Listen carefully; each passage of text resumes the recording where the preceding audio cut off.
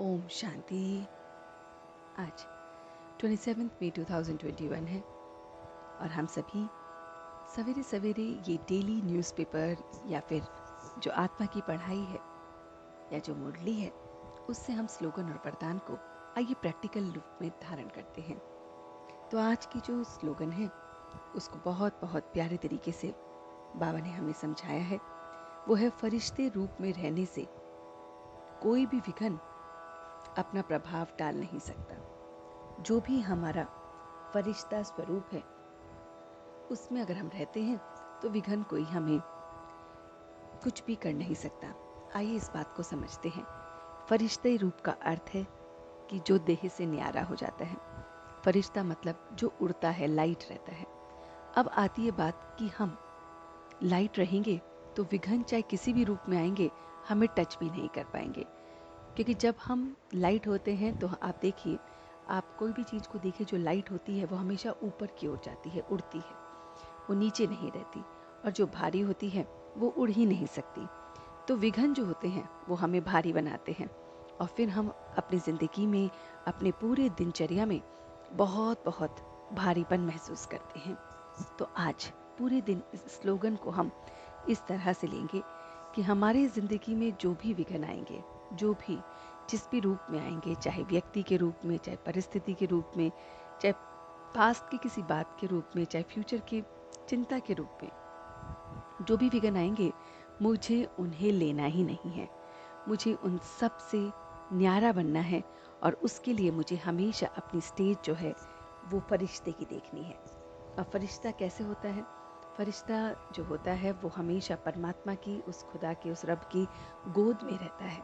तो जब हम अपने आप को उसके गोद में महसूस करेंगे कि मैं तो हमेशा उस डिवाइन गोद में हूँ, अपने परमात्मा की, लिबरेटर के, गाइड के हमेशा गोद में हूँ, उसकी गोद के झूले में हूँ, तो आप पैर ज़मीन पर नहीं रखेंगे।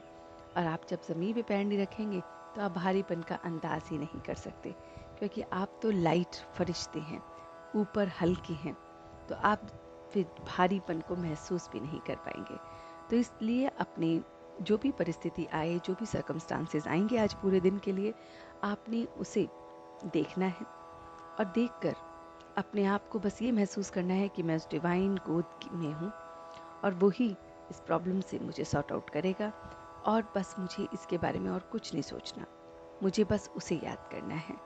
और उसे याद करने से आप देखेंगे कि आप उसकी गोदी में बैठे हैं, तो जो भी प्रॉब्लम नीचे है, धरती पर है, वो आपको बहुत बहुत लाइट रखेगी और सल्यूशन के साथ आप उससे मूव आउट कर जाओगे।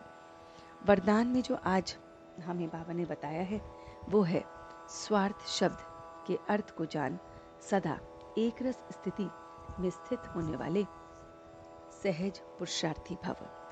अब अक्सर हम जो अपने पूरे दिन को देखें कि कोई भी हमसे आज अगर स्नेह कर रहा है तो वो किसी न किसी स्वार्थ से है। आज के दिन अगर आप देखिए कि किसी को किसी से भी जो भी लगाव है वो स्नेह के कारण नहीं है, वो लगाव किसी स्वार्थ के कारण है। कोई ना कोई स्वार्थ हो सकता है, कोई ना कोई पर्सनल स्वार्थ, या फिर कोई ना कोई फैमिली का, या फिर कोई ना कोई प्रोफेशनल स्वार्थ। कहीं ना कहीं कोई ना कोई स्वार्थ है, और जहाँ जहाँ ये स्वार्थ है वहाँ लगाव है ही नहीं। तो इसलिए जो आज हमें डायरेक्शन मिल रही है वरदान की, वो ये मिल रही है कि जो सच्चा स्नेह है ना, वो उस परमात्मा से ही है। एक वही है जिससे हम सच्चा सच्चा स्नेह रखते हैं और वो सच्चा सच्चा स्नेह हमें मिलता है। लेकिन अगर हम मनुष्यों को देखें और उनके साथ जो हम स्नेह कर रखते हैं, या अपने आप को आशिक माशूक की स्थिति में रखते हुए स्नेह को देखते हैं, तो ये जो दुनियावी स्नेह है ये कहीं ना कहीं किसी न किसी स्वार्थ से जुड़ा हुआ है। तो हमें क्या करना है? हम दूसरों को नहीं बदल सकते, लेकिन हाँ, अपने को परिवर्तन कर सकते हैं। तो अपने स्व के इस रथ का स्वाहा करना है। स्वार्थ मतलब अपने स्व के रथ का स्वाहा करना है। इसका अर्थ ये है कि अपने को हमेशा फरिश्ते की तरह देखना है, उस गॉड की लैप में देखना है, सच्चे स्नेही के साथ स्नेह लगाना है। बाकी ये दुनियावी जो भी बातें हैं, जो भी परिस्थितियां हैं, जो भी सिचुएशंस हैं, उसमें अगर हम फंसते रहेंगे तो फिर हम आगे नहीं बढ़ पाएंगे। तो आज दोनों बातों को एक साथ मर्ज करते हुए देखते हैं। तो वो ये है कि अपने स्व के रथ को मुझे स्वाहा करना है। स्वार्थ नहीं रखना है किसी से भी किसी भी प्रकार की घृणा, द्वेष, ये सब चीज़ नहीं रखनी है, जजमेंट नहीं करना है।